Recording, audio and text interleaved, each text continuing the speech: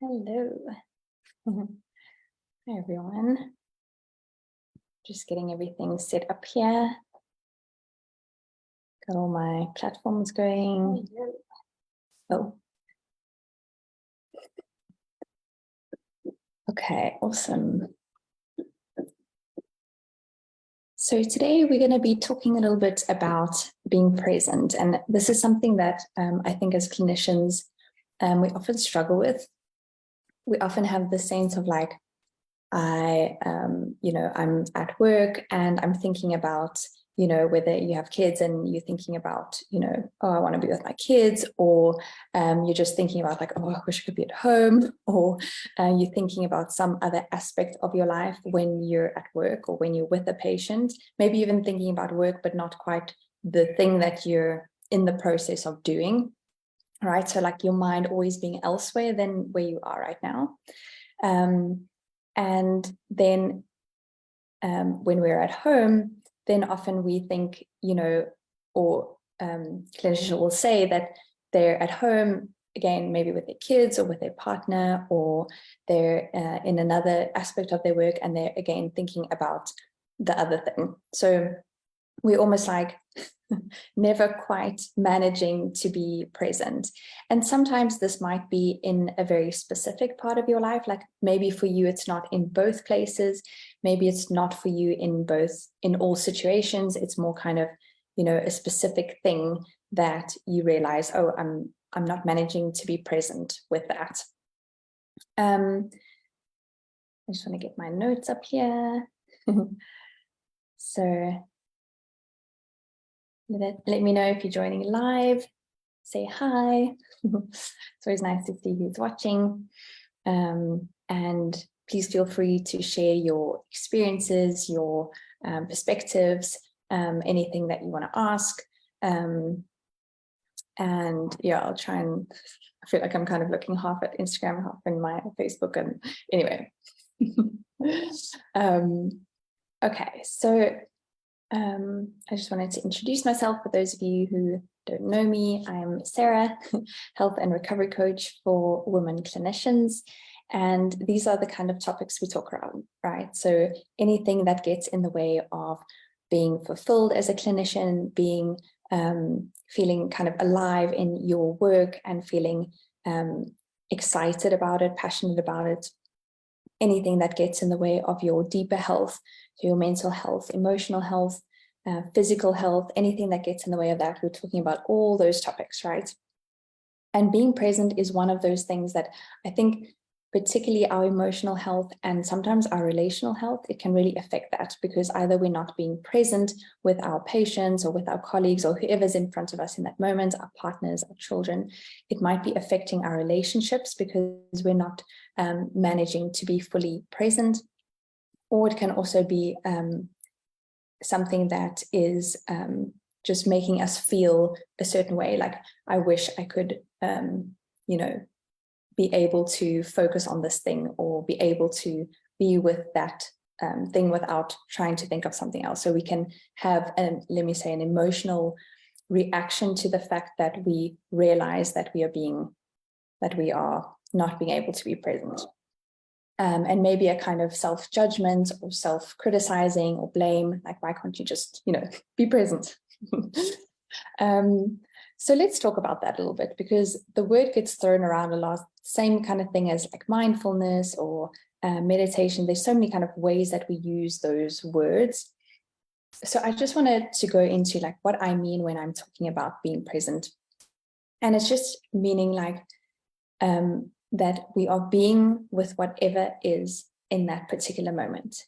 So whoever you're with, whatever situation you're in, whatever your life looks like in that moment, you're being with that. You're being with the reality of whatever that moment is. Whatever you think about it or feel about it or think it should be different, you're being with what is. So we use terms like mindfulness as kind of a similar idea, being present, things like meditation, we're doing kind of a similar thing. We're being aware, right? We're being aware and focused on what is happening right now instead of being mentally elsewhere.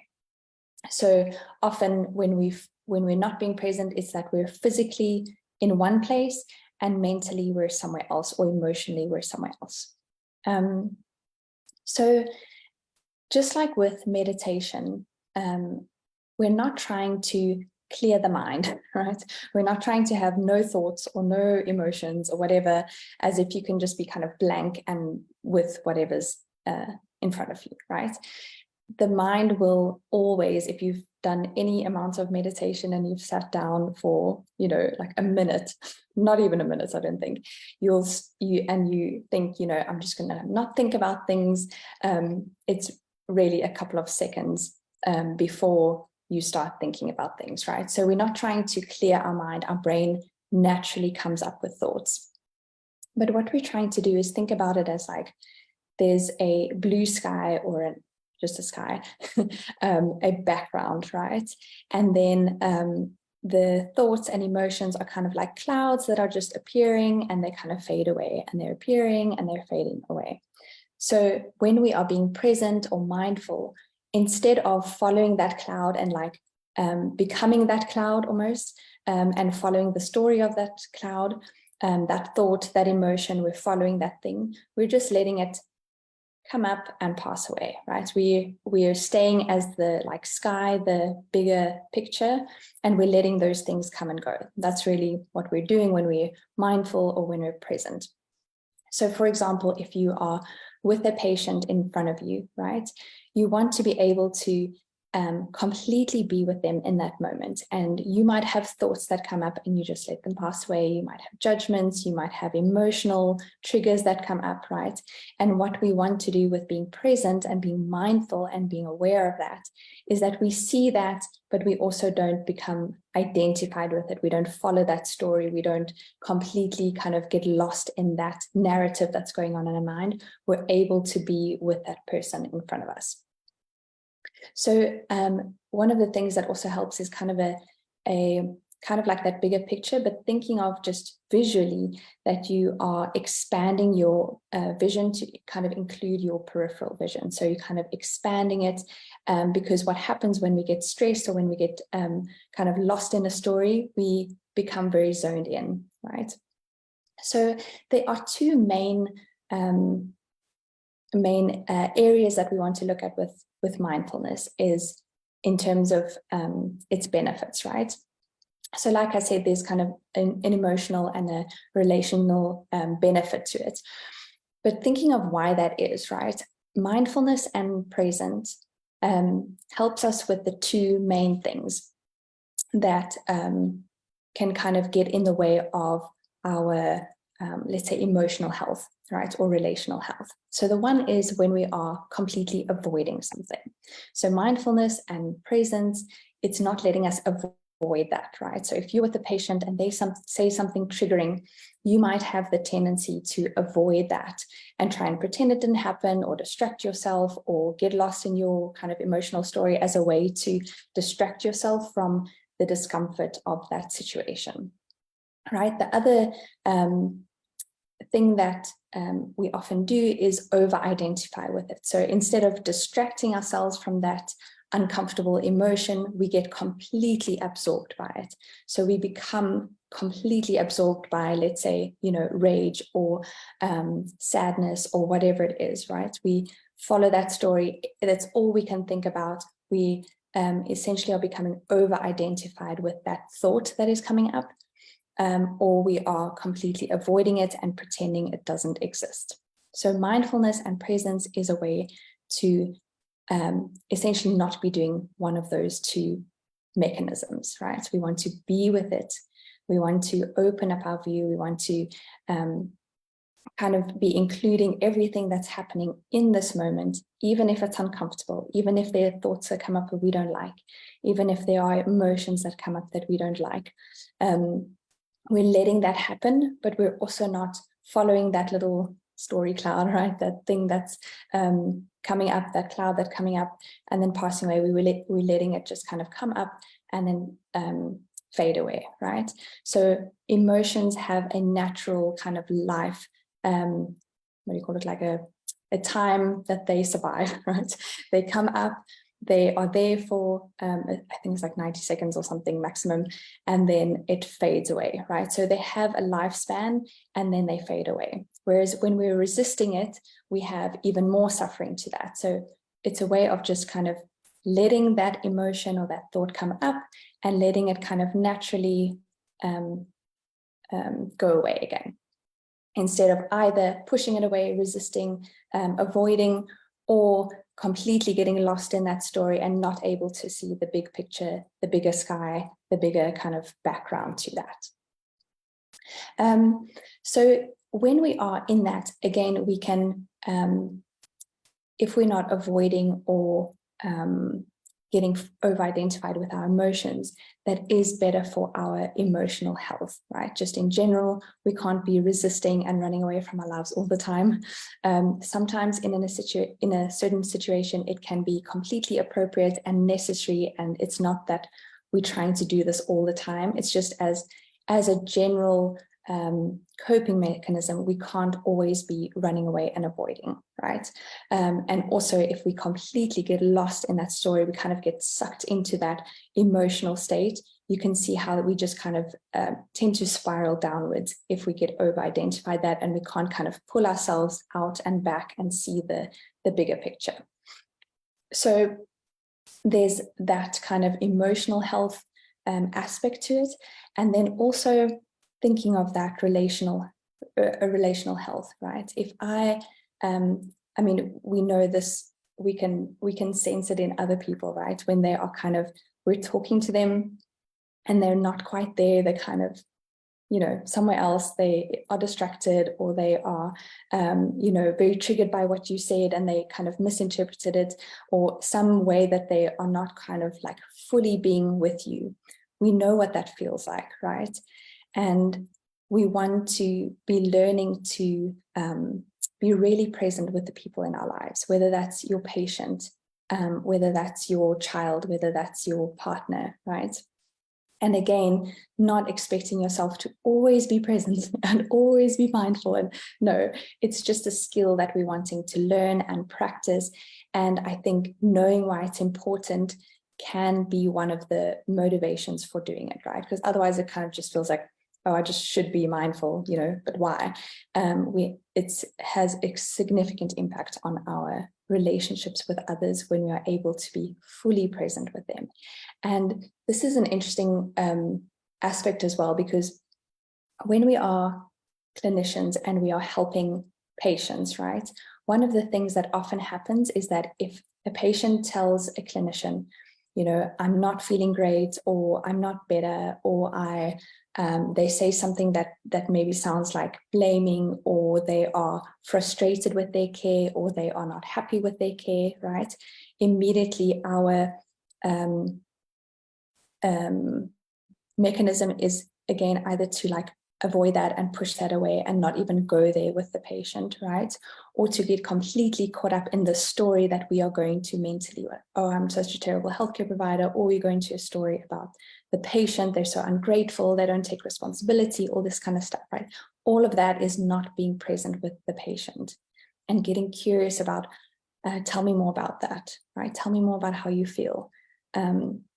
When we're really able to be present with the patient instead of jumping into fixing what's happening, right?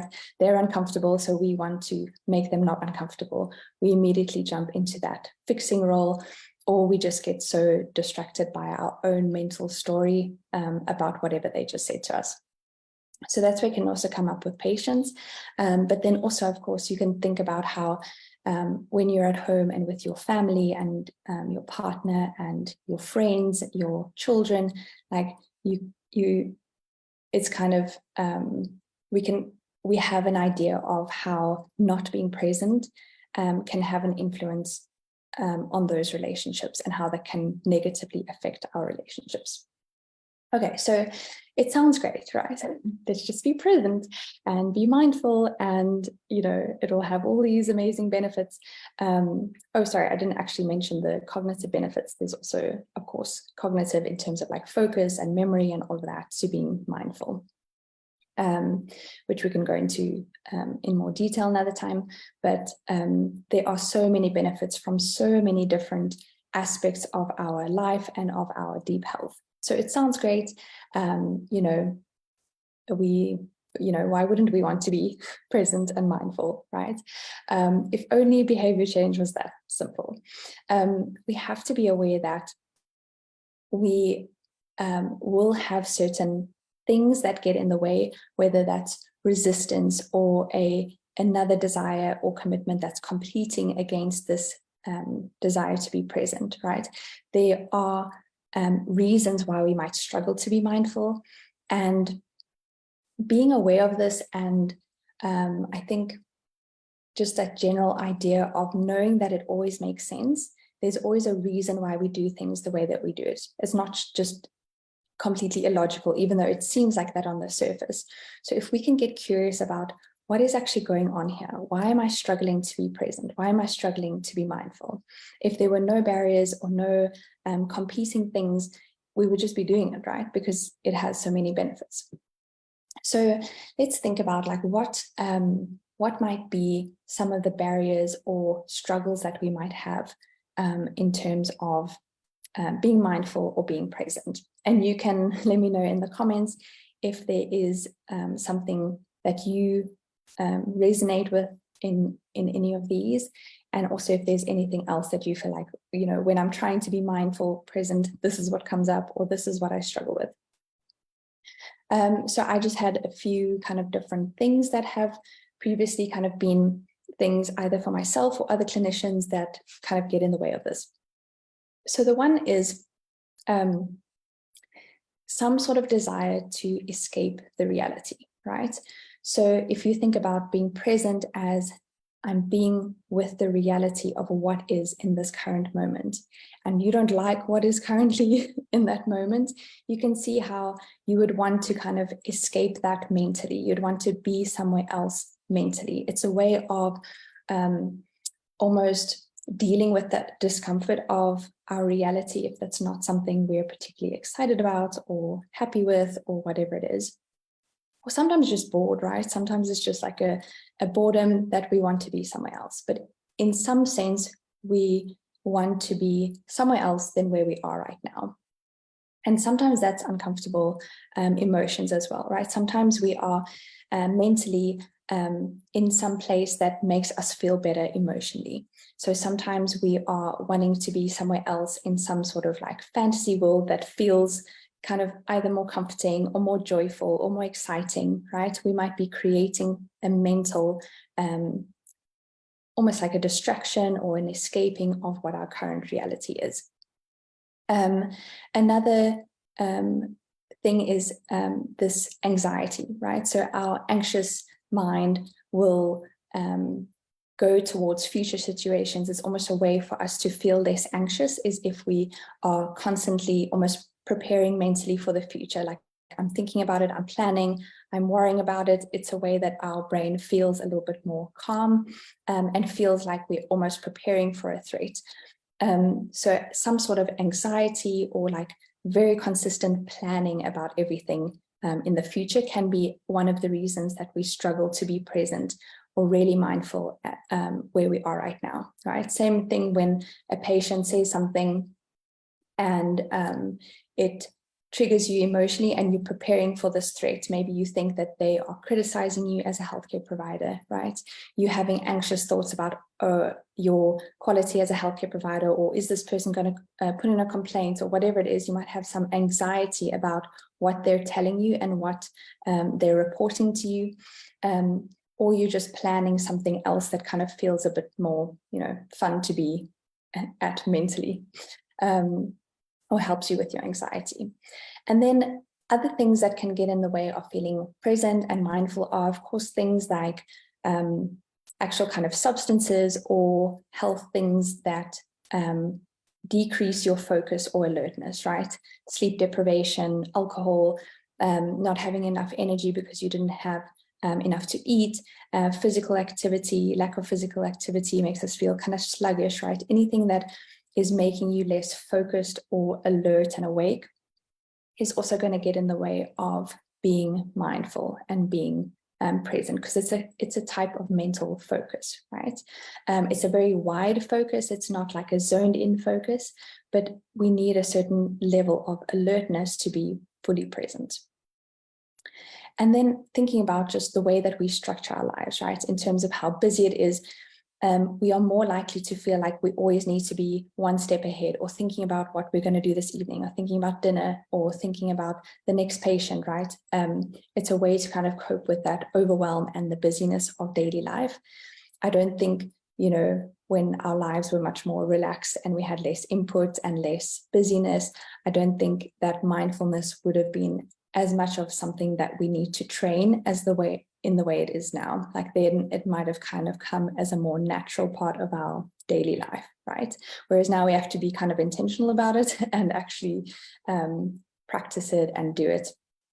And then one of the other things is that we think that acceptance of where we are right now, acceptance of our reality, acceptance of whatever the situation is, we think of that sometimes as complacency, right? So we almost don't want to accept and be with what is, because we see it as a form of, oh, but then I'm, just not going to take any action, or I'm not going to make any changes, or I'm not going to, then it means I have to stay in this situation forever, right? Like maybe it's a work situation, maybe it's a relationship, whatever it is.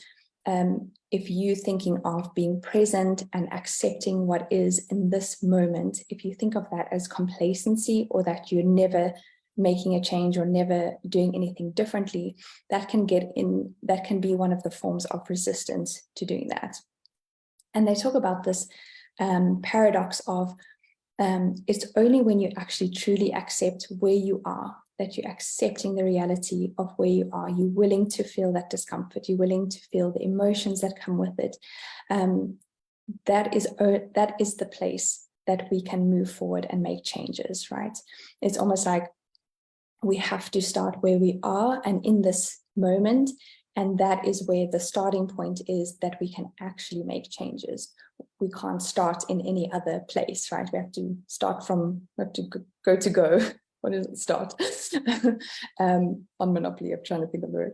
But anyway, but you're going to start, and that's kind of the only place that you can make changes from, is a point of acceptance and fully being with what is right now in its full reality. And that's where we can start to make changes. So it doesn't mean that it always has to be that way, or that you're being complacent or lazy or whatever it is. It's literally just being in that moment and accepting what it is in that moment. And again, it's a skill, right? And like I say, we may not have previously needed to be so intentional about it, but now we actually have to practice it as a skill. So that might be another thing that's a barrier to being mindful or present, is just that lack of skill, right? Or lack of practice.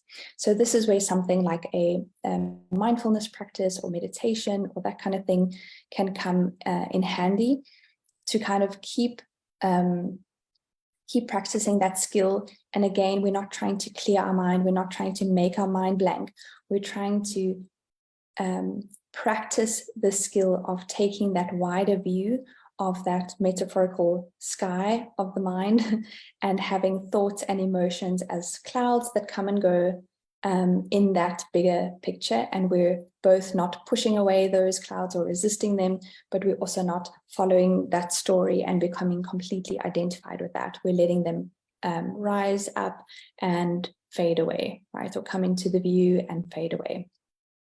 So just learning that skill of just letting that be and accepting that and not avoiding or over-identifying, but then also the skill of when we do realize that we have become distracted by it or over-identified with that thought, or we follow that little mental story down this rabbit hole, when we realize that we do that or are doing that in that moment, that we just practice the skill of bringing ourselves back, right? And constantly redirecting, coming back to the present moment, right? No judgments or criticisms, right? That's just another story that we're following, that whole line of like criticizing and judging or like shaming ourselves for not being present, right? That's just another thought. we just kind of keep bringing ourselves back, like you would redirect a child when they're getting distracted by something. You just gently redirect them back to what you're focusing on, what the task is, right? It's a similar kind of skill that we need to learn to constantly kind of bring ourselves back to the present moment. Some of the tools and resources that I really enjoy, the Waking Up app by Sam Harris, that's my favorite.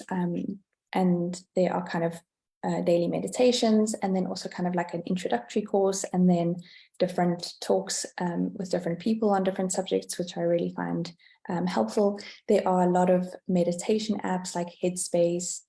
I think, is it Insight Timer? You know, there are a couple of meditation apps.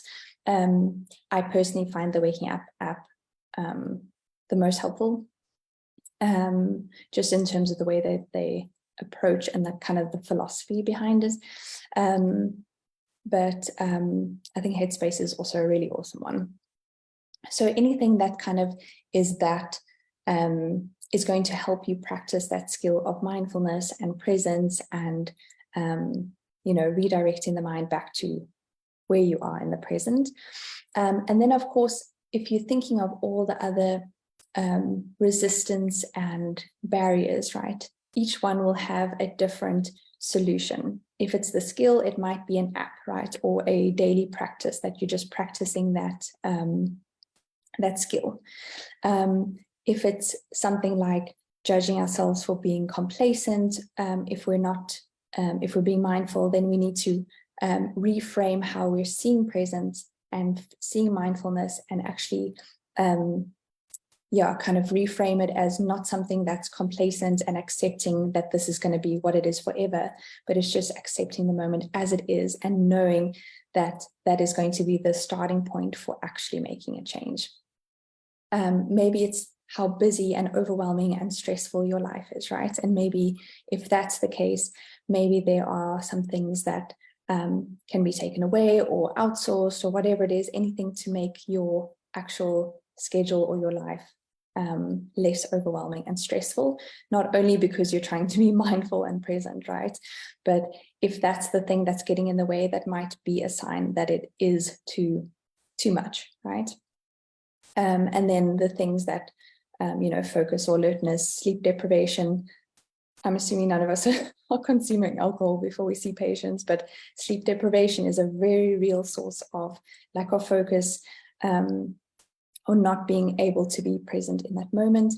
So, you know, if it's something like that, or nutrition, you just don't have enough energy to be present, all of those things will have their own solution, right? Things like anxiety and planning. I think one of the more, I guess, sort of obvious things is just realizing that it's not actually helpful.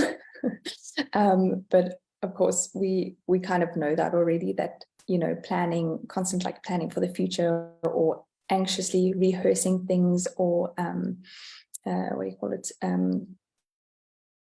Anyway, where you kind of constantly rehearsing the same thoughts in your mind. We know that that's not necessarily helpful. But sometimes when we're actually present with that anxiety and that wanting to plan, we can actually then identify, like, what is this? What am I trying to achieve here, right? What am I trying to get to by rehearsing this thing? What am I anxious about, right? Mindfulness can be a way of regulating our anxiety and our emotions, even though we think that, you know, distracting and avoiding, we're doing that in order to kind of emotionally regulate, or to feel better, or feel less anxious. But sometimes actually being in that moment, kind of like the complacency thing, right? It feels paradoxical, but actually when you're in that present moment that you are anxious in, or that you are feeling a certain way emotionally, that presence and that mindfulness and that acceptance of that actually is the starting point for feeling better. Because then you actually can be aware of, like, what are the thoughts that are driving this? What are the beliefs that are driving this? What am I trying to do mentally? So things like emotional regulation, escaping reality, anxiety, and planning, that can all be things that get in the way, and they will all have solutions, but in some strange sense, sometimes mindfulness and presence is the solution to that. But if we don't believe that it is, if we feel like it's going to make us feel worse, or it's going to, not make us or make us more anxious, or whatever it is, we can resist that.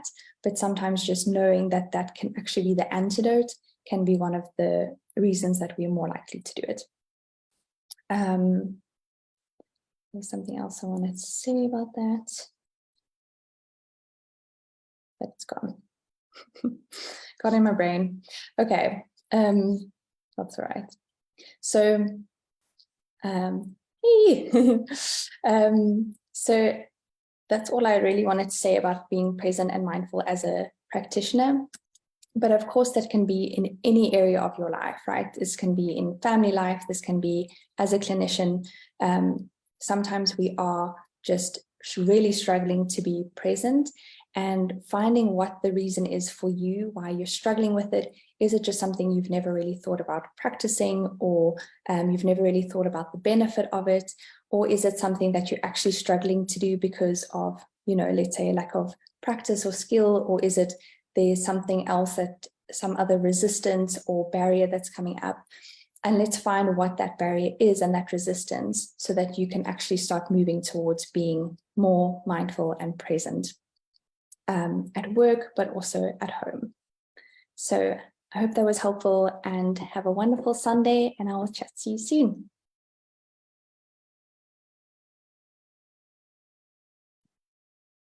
Just try to end everything everywhere.